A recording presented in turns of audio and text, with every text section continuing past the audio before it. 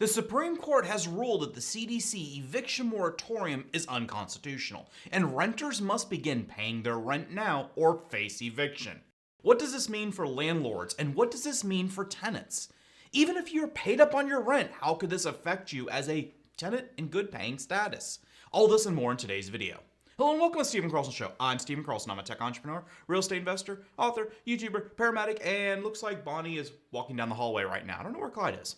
Anyways, before we get to covering this major rent update, I did want to give you a quick update on Open for Business. You guys know this. This is the small business awareness campaign where I will fly a helicopter to all of the 48 lower states in the US, meeting with small business owners just like you and featuring these outstanding entrepreneurs on this channel.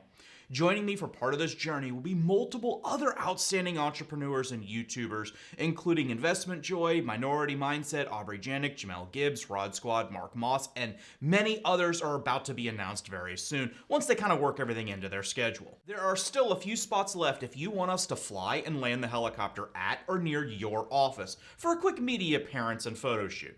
As I've said before, trust me, local news stations and media love filming helicopters landing at events.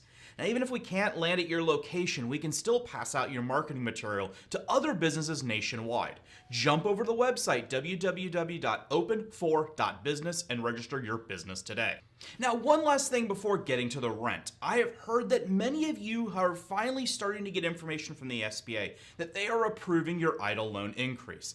This is excellent news, but we know there are still many of you waiting to hear back. Why don't you comment down below with your EIDL status and let everybody know. Okay, enough of that, let's get to today's video. The Wall Street Journal is reporting, on Thursday, the Supreme Court lifted the latest federal ban on evictions during the COVID-19 pandemic, siding with landlords against a moratorium the Biden administration opposed this month, despite questions about its legality. The three liberal judges did dissent. The Centers for Disease Control and Prevention has repeatedly renewed the eviction moratorium for millions of tenants affected by the pandemic, in large part to allow them to remain in their homes as state and local governments struggle to disperse the $47 billion in rental assistance provided by Congress. If this was not overturned, the current order was set to expire October 3rd. The problem with the rental assistance programs is, as of July 31st, only $4.7 billion, or about 10%, of the total rental assistance has actually made it to landlords and the tenants, thus leaving millions of tenants and landlords out in the cold. As a landlord, I see it from the building owner's perspective, and then as a paramedic, I see it from the public health standpoint. I understand the original concept of delaying or preventing evictions that took place last year, but this has gone on far too long. Both sides are really stuck in a bad spot, and sadly, with human nature, there are dirtbags on both sides that are scheming to take advantage of this situation. So is there a solution? Well, the first big issue that I see that needs to be addressed is the massive incompetence and bureaucracy in the federal, state, and local governments that are delaying these funds from getting out to the people to pay their rent. Seriously, most of these provisions and programs have been in the law for over a year.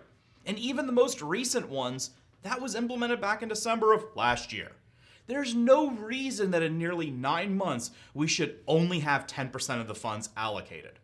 But we know there's nothing that we can do about cleaning up the government's incompetence. The only solution I see is to require tenants to provide proof to the landlord that they have filed for and meet the financial requirements for assistance. This would allow people that are legitimately in line waiting on financial assistance to be safe from eviction, but would also allow landlords to kick out any dirtbags that either refuse to file the paperwork or do not qualify for the assistance. This would basically weed out all the tenants that are just lying and taking advantage of the situation. You know the type. Those are the ones that throughout the entire pandemic claimed they had no money to pay their rent, but had a brand new Lexus in the driveway. We've seen this multiple times on the news being covered.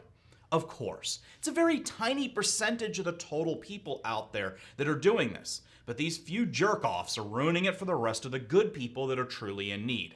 Either way, whether or not the CDC is allowed to forbid evictions unilaterally, there's one big elephant in the room. Local municipalities have the option to just delay eviction processes for as long as they wish.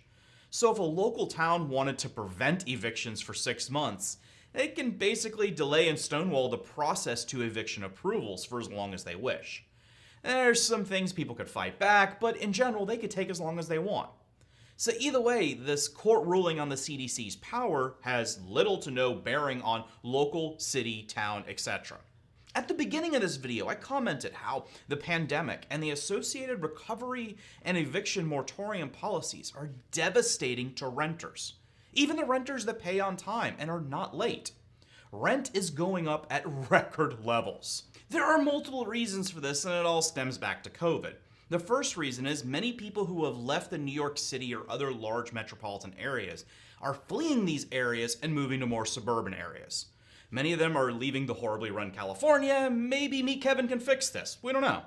These individuals are taking with them their higher levels of income and their expectation of higher rents. You toss in the extra stimulus checks that many have received, allowing them to place larger down payments and prepaid rents on properties they normally would not have been able to afford. You then toss in the limited availability of available rent units. Because people are not being evicted, there's less available properties available. You put this all together with more demand, more cash available, and less available units, rent's going up for everyone. How will this affect renters next year or the year after that once the stimulus stops and the economy finally returns back to normal? Will the average paycheck to paycheck worker that is living just above the poverty line be able to pay these higher rents? Or are we going to see a rash of evictions in 2022? One last thought I want to leave you with. If small, independent landlords, you know the type, the ones that own a single building or two, if they're unable to pay their mortgage payments to the bank, the taxes on the property, and the utilities, the maintenance, etc., then what happens to these buildings?